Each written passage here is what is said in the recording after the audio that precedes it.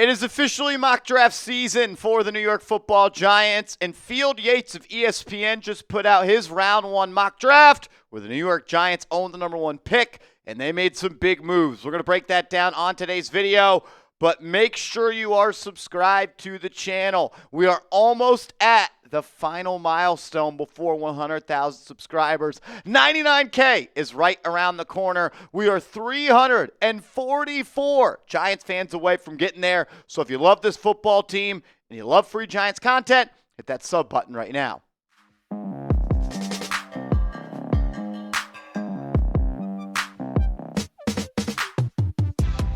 You're watching Giants Now by Chat Sports, and I am your host, Marshall Green. Appreciate everybody for clicking on today's show, as the New York Giants currently own the number one overall pick. We put out two videos this week about the number one overall pick, players the Giants could look to take with that selection, and some trade down ideas. But ESPN, they just put out a mock draft, and they kind of merged our two videos together as they actually have the New York Giants trading down from the number one overall pick with the New York Jets. Here were the trade details that they talked about in the article. Shout out to Field Yates. Go check it out. The New York Giants would receive the number 7 overall pick, the number 18 overall pick from the Jets via the Indianapolis Colts.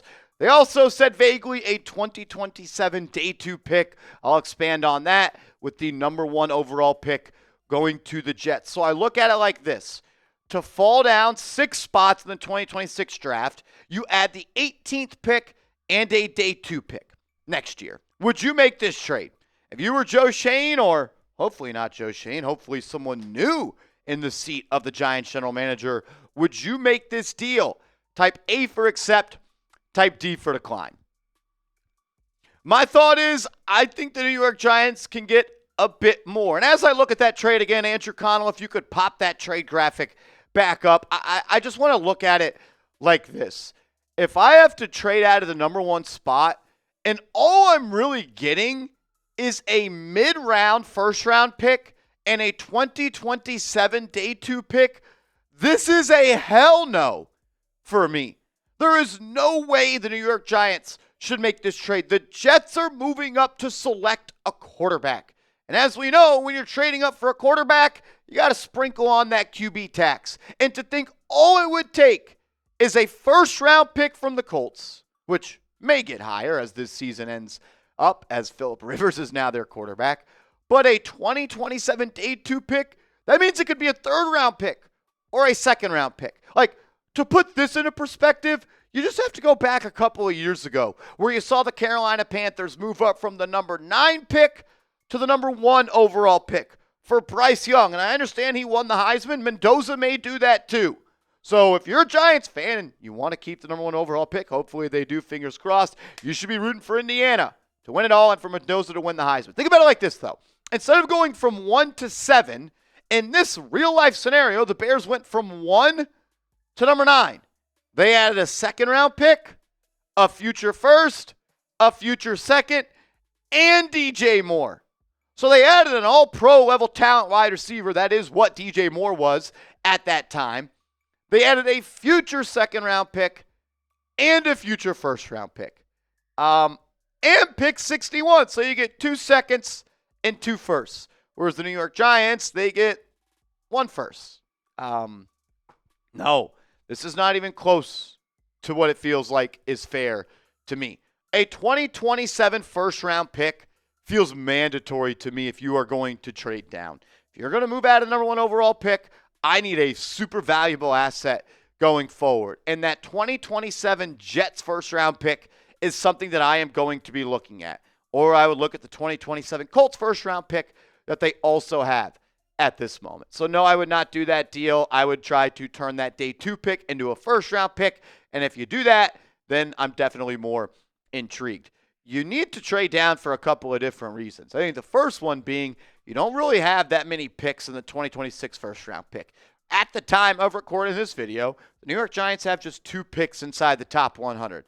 I know it's super cherry picking because you have a pick at 101, but to think that in the first 100 selections, you're only going to pick 2 times, you need to add some draft volume, like volume to the picks.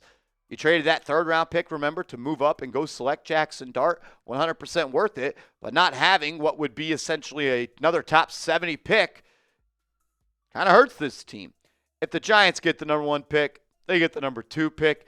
If they're in a spot where a quarterback-needy team wants to trade up for them to go get that quarterback, whether it be Mendoza or more, the Giants have to trade down. They should trade down. I don't always believe in that, but as I've done now 3 weeks of draft prep, and I've reached out to my guy Tom Downey and other people that crush NFL content here at Chat Sports, I'm not really sold on any of the top non-quarterbacks for a top 3 pick. Like Caleb Downs is a stud. Are you taking him number 3 overall? Maybe, because the draft he's in, I don't know. There's no blue chips in this draft that I would take number 1 overall, number 2 overall. Kind of reminds me of the Trayvon Walker draft, which I still don't know how he went number 1 overall. All right, ESPN's mock draft. Let's dive into that now. They did the trade. The Giants got the 7th overall pick, and they are selecting the 6'2" wide receiver Jordyn Tyson out of Arizona State. He is an extremely good football player and someone that I have high on my big board, and I'd be pretty pumped up if the Giants were to draft him, even though he does have a little bit of a red flag. Yates wrote this about Tyson and the Giants, saying after trade down for the number 1 pick in this mock draft, the Giants can hammer away at their needs. And one of them is more playmakers for Dart. The Giants struggled to piece things together on offense without Malik Nabers for much of the season, one that's literally not true. And top fill-in wide receiver Wan'Dale Robinson will be a free agent in March. Tyson brings a package of size, versatility, and explosiveness that would pair great next to Nabers. When the ball is in Tyson's hands, he is tenacious and flexes excellent acceleration. His production dipped this season, 711 yards compared to last year of just over 1,100, but he missed 3 games with a hamstring injury and was without starting quarterback Sam Levitt for all of November. So let's put his numbers side by side. The last 2 years in Tempe. This year, 61 grabs, 711 yards, 11.7 yards per catch, 8 touchdowns, and a long reception of 57 yards. Last year, 75 grabs, north of 1,100 yards, nearly 15 yards per catch, 10 touchdowns, and about the same long catch. Last year, he played in the slot 42.6% of the time.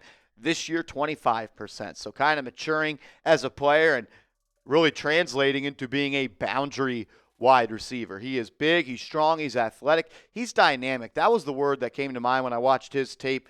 He is lightning in a bottle when the ball's in his hands. He's not someone that's necessarily going to make people miss like that, like when you think of a yak receiver, but he eats up green grass, he gets north and south, and he has an opportunity to go to the distance every single time he touches it. And in 50-50 situations, you could just throw it up to him. He has a knack for attacking the ball at its highest point. Mel Kiper agrees, as he has him as the 5th player on his big board, and Dane Brugler, who last updated his big board on November 11th, he has him at number 8. I would assume that he continues to rise or stays within the top 10. Look, Tyson and Nabers would be a great duo. I think it's a lie that the New York Giants' offense has struggled without Malik Nabers. It's actually been pretty damn good this year, especially for what they got. But I do think another wide receiver would make a lot of sense. You got a young quarterback. Protect him and get him elite weapons to throw to. It's kind of the blueprint for what you want to do for a guy, for a young quarterback like Jaxson Dart. You can also get a little bit of a scouting profile from Cam Skattebo, who was teammates with him last year, can see what type of player he is. More important, see what type of person he is. Does he show up to meetings on time? Is he early? Is he taking notes? Is he a winner? Is he a guy that hates losing more than he loves winning? So that will be something to monitor as well.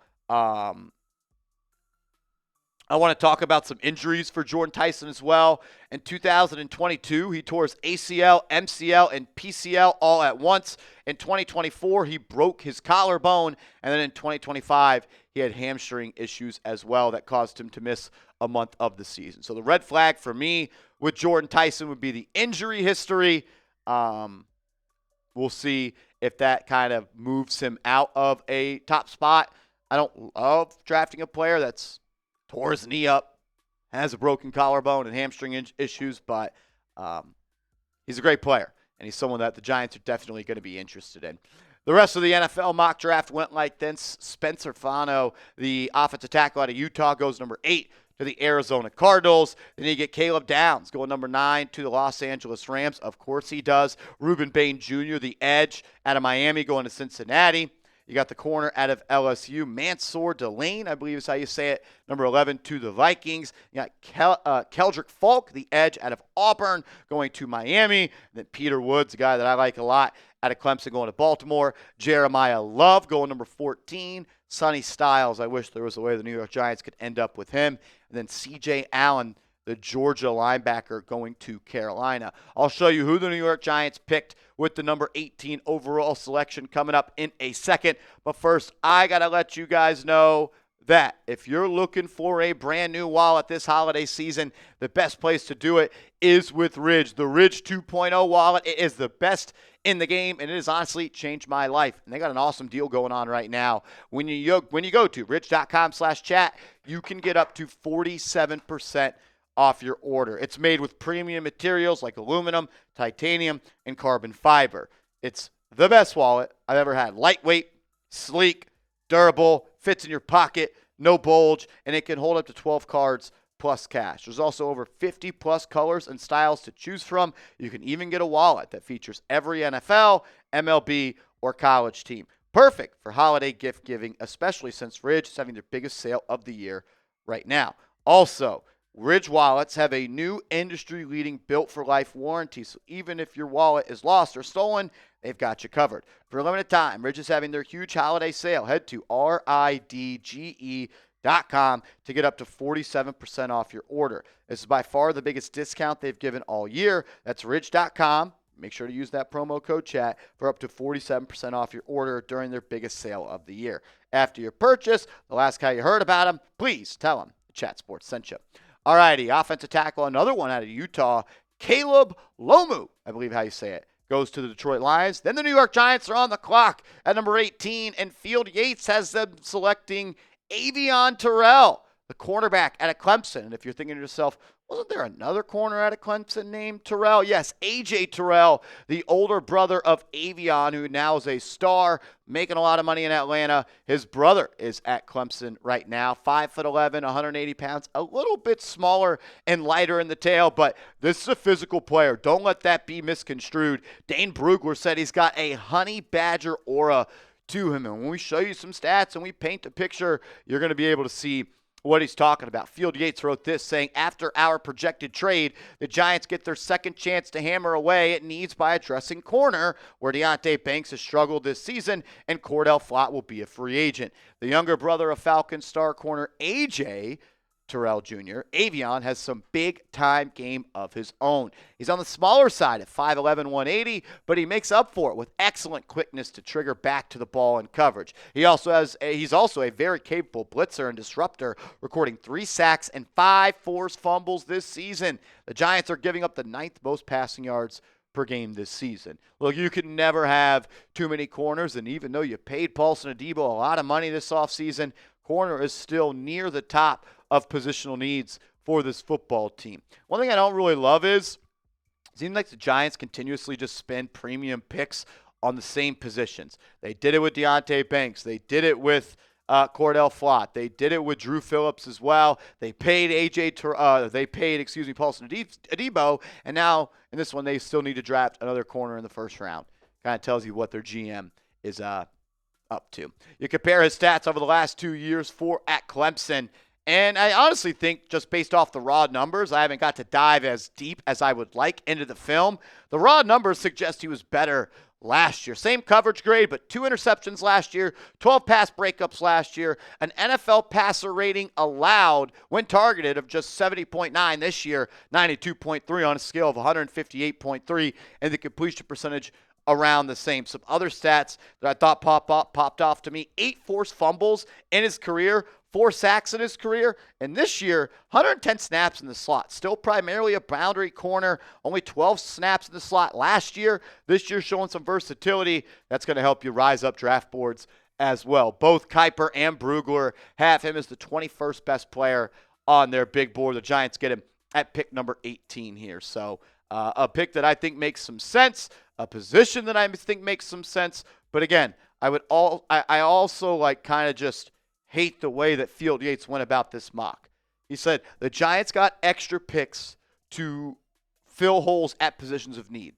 When you're drafting for a position of need, you're always going to find yourself in a bad spot. The Giants need to go out and select the best players on the board. And I'm not saying these guys aren't those guys. Just don't apply the strategy of, well, we need this position, so we got to get the best corner here.